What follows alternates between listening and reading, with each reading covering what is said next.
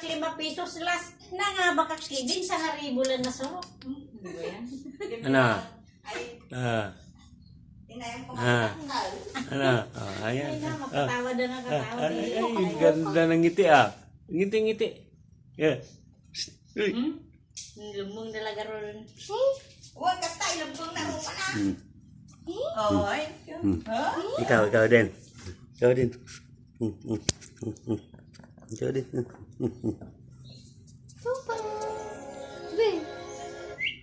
Dito. Lahat po ng problema sa pekas at melasma para sa Pay sumus dahil ko ini. Di makapeksa ti pekas. tama nga naman po, instead na mag-try ka ng kung ano-anong product na mamahalin na product pero hindi naman tumatalab sa'yo, sayang lang po yung pera. Tingnan niyo po ito.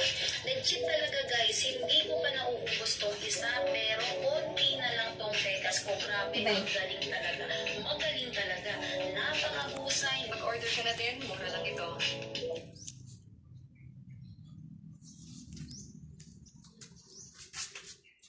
Yeah.